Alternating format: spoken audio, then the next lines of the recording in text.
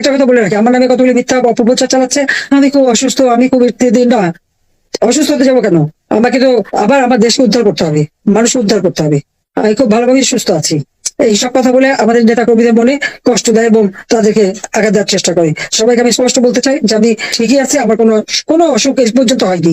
15 বছর 7 মাস আমি একটা দিনও তো ছুটি নেইনি। দর্শক শুনলেন শেখ হাসিনা কি বললেন, কতটা স্ট্রেংথ নিয়ে কথা বললেন সাবেক প্রধানমন্ত্রী এবং বাংলাদেশ আওয়ামী লীগ সভাপতি শেখ হাসিনা।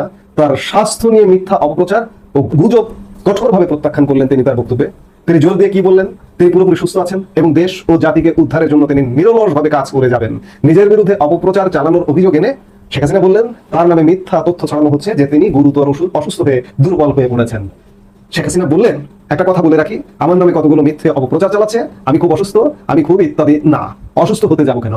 তিনি নিশ্চিত করলেন যে তার স্বাস্থ্য নিয়ে ছড়ানো খবর ভিত্তিহীন।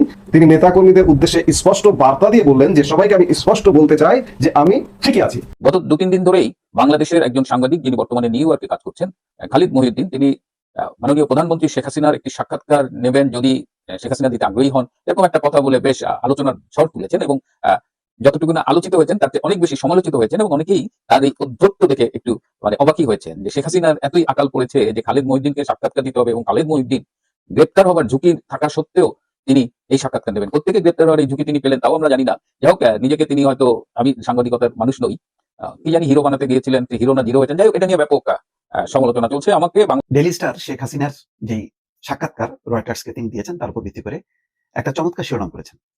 সেটা হচ্ছে, ক্ষমা চাইতে রাজি নন শেখ হাসিনা, থাকতে চান ভারতেই।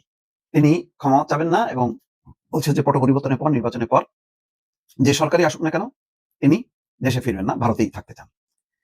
মানে যাই না এটা মাঝে যা কি, তিনি বলছেন যে বাংলাদেশে অন্তর্বর্তী সরকার অন্তর্ভুক্তিমূলক নির্বাচন না করে লাখো মানুষকে ভোটাধিকার থেকে বঞ্চিত করতে যাচ্ছে। শেখ হাসিনা টের পেয়ে গেছে যে আসলে আওয়ামী লীগের আর কোনো সম্ভাবনা নেই। বাংলাদেশে আলোচনার ফোকাসে যেটা ছিল সেটা হচ্ছে যে গতকালকে যখন ইমেইলের মাধ্যমে আন্তর্জাতিক গণমাধ্যম রয়টার্সকে শেখ হাসিনা সাক্ষাৎকার দিলেন, তো নেতাকর্মীরা কিন্তু আসলে একটা জিনিস শুনতে চাইছে। আমি আবার বলি, এখানে তিনি কোনো অডিও সাক্ষাৎকার থাকে না যে ওভার দ্য ফোন অথবা ওভার দ্য সেলফোন অথবা টেলিফোন, এরকম কোনো সাক্ষাৎকার কিন্তু দেন নাই। ইমেইলের মাধ্যমে তিনি সাক্ষাৎকার দিয়েছেন রয়টার্সকে। এরপর এটা পৃথিবীর বিভিন্ন দেশে প্রকাশিত হয়েছে। তো সারা বাংলাদেশের আওয়ামী লীগের নেতাকর্মীরা ইদানিং সমাজে একটা ডায়লগ দিচ্ছে যে আপা ফিরবে, বাংলাদেশ আসবে, শেখ হাসিনা আসবে, বাংলাদেশ আসবে। কালকে থেকে যে একটা গুজব, তীব্র গুজব ছড়ানো হচ্ছে, আওয়ামী লীগ কি দায়িত্ব পালন করেছে, আওয়ামী লীগের এই যে মিডিয়া কি দায়িত্ব পালন করেছে, সোশ্যাল মিডিয়া। আমি গতকাল থেকে আওয়ামী লীগের নিজস্ব কোনো কন্টেন্ট আমি দেখিনি।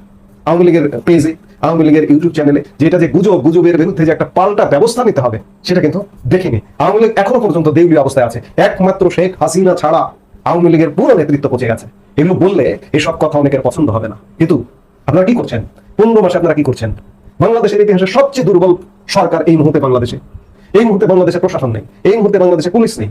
আপনারা যে 16 বছর শাসন করেছেন সেই শাসন তো ছিল অনেক শক্তিশালী, অনেক প্রতাপশালী, সেখানে দাঁড়ানো যেত না। বিএনপি যার কারণে আজকে 18 বছর যাবত রাস্তায় রাস্তায় ঘুরে বেড়াচ্ছে।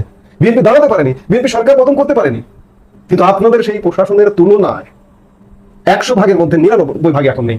1 ভাগ আছে সেই প্রশাসন পুলিশ যাই বলুন না কেন। এর বিরুদ্ধে বা আন্দোলন বলুন, সংগ্রাম বলুন, এখন আর বসে থাকার সময় নেই, গ্যালারিতে বসে থাকার আর সময় নেই। যত সময় দেবেন তত একটা পাতানো নির্বাচন হবে, তত একটা আপনাদের উপর আরো জগদ্দল পাথরের মতো বসে যাবে। কাজেই কার্যক্রম বাড়াতে হবে। শেখ হাসিনার গুজব এ কারণেই ছড়ানো হচ্ছে, মানুষের মনে, আওয়ামী লীগ নেতা কর্মীর মনে একটা ধারণা দেওয়া যে শেখ হাসিনা মরে শেষ, তোমরা যারা আওয়ামী লীগ করছো তোমরা অন্য চিন্তা করো। কিন্তু আওয়ামী লীগ যে অতীতের যে কোনো সময়ের চেয়ে অনেক স্ট্রেংথ নিয়ে সামনে আসছে, এই গুজবকারীরা এটি বুঝতে পারছে না। কিন্তু এই গুজবের বিরুদ্ধে পাল্টা ব্যবস্থা নিয়ে আওয়ামী লীগের কার্যক্রম কিন্তু সন্তোষজনক নয়। এই সন্তোষজনক না হবার কারণেই আজ 15 মাস যাবৎ আওয়ামী লীগ তৃণমূলের নেতাকর্মীরা অ্যাক্টিভ আছে, সক্রিয় আছে, মাঝে আছে, দেশে আছে এবং একটা ভয় ভীতির সংস্কৃতির মধ্যে বসবাস করছে, শুধুমাত্র নেতৃত্বের কারণে, শুধুমাত্র দুর্বল নেতৃত্বের কারণে। ওই যে বললাম যে আওয়ামী লীগ প্রধান শেখ হাসিনা ছাড়া আসলে কেউ নেই, সব পচে গেছে, পুরোটা পচে গেছে। কাজেই শেখ হাসিনার সুস্থ থাকতে হবে এবং এই পচনশীল নেতৃত্ব থেকে বের করে একটা সুন্দর ভালো নেতৃত্ব দিয়ে শেখ হাসিনা বললেন যে তিনি এই দেশে উদ্ধার করবেন। তিনি উদ্ধার করতে হলে একটা সৎ নেতৃত্ব, একটা ভালো নেতৃত্বের একটা চেইন অফ কমান্ড, একদম ইউনিয়ন পরিষদ থেকে শুরু করে একদম কেন্দ্র পর্যন্ত একটা চেইন অফ কমান্ড তৈরি করতে হবে, করে বাংলাদেশকে উদ্ধার করতে হবে। এই মুহূর্তে বাংলাদেশে আওয়ামী লীগ ছাড়া উদ্ধারকারী আর কোনো দল নেই। সব মিশে গেছে স্বাধীনতা বিরোধীদের সাথে, সব পাকিস্তানপন্থীদের সাথে মিশে গেছে। এগুলো থেকে উদ্ধার করতে পারে একমাত্র আওয়ামী লীগ। শেখ হাসিনা এখন পর্যন্ত সুস্থ আছেন, এটি আওয়ামী লীগের জন্য সবচেয়ে বড় আশীর্বাদ। যদি তিনি সুস্থ থাকেন তিনি বাংলাদেশকে উদ্ধার করবেন, আমরা সেটাই প্রত্যাশা করি।